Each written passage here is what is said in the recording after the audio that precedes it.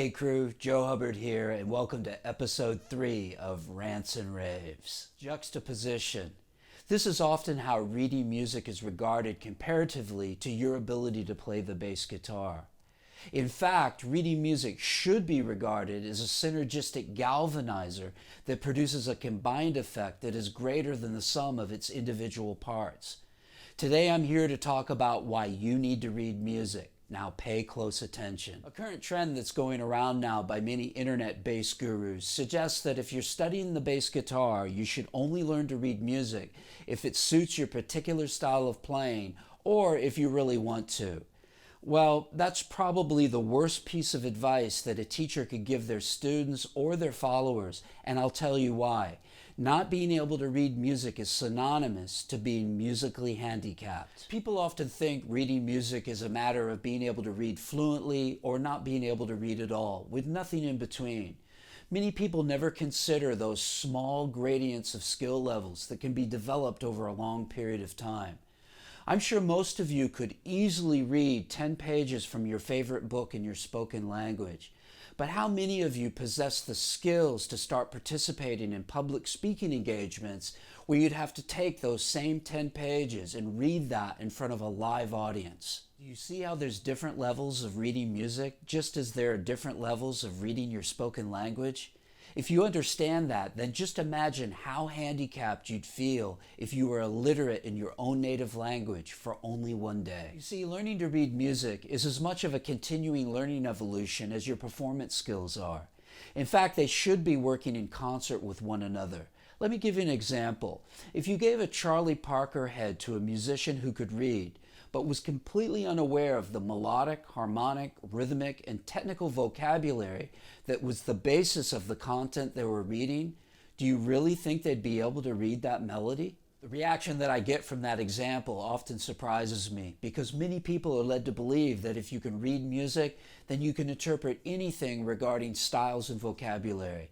It makes perfect sense that if you don't understand how to play a particular concept, be it chromaticism, triad pairs, lines and fourths, whole tone ideas, syncopation, or polyrhythmic phrases, no matter how hard you try, you're not going to be able to read that music until you first understand those concepts on your bass guitar and then make the connection to the written page. Often the advice given to become a competent reader is just to get yourself a big old stack of about 50 books and start systematically working your way through all of them, one after the other.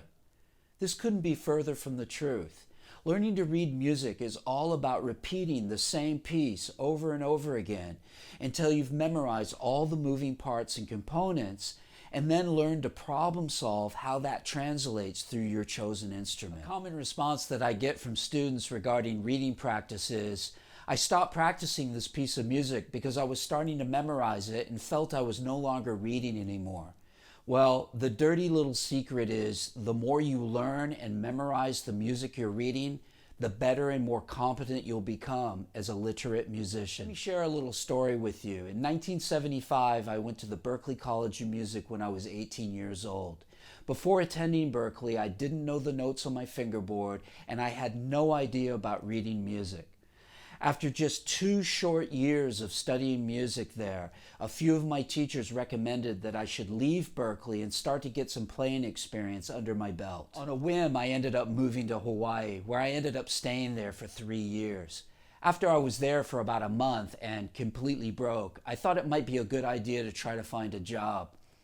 There was a big tourist show scene in Honolulu, and through the grapevine I heard that one of the big shows in Waikiki Beach was looking for a new bass player.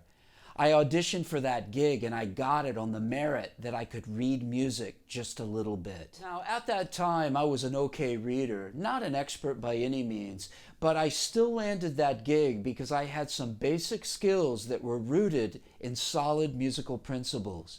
You know, that gig led to many other gigs that helped me to build my reputation in Hawaii as one of the main bass players on the scene there. So if I had never had the basic skills of being able to read just a little bit, I would have never landed that first gig. Do you now see the importance of reading music?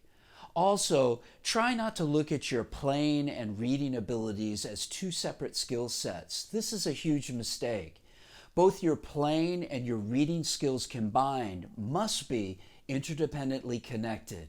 Until next time, practice smart, work hard, and play creatively.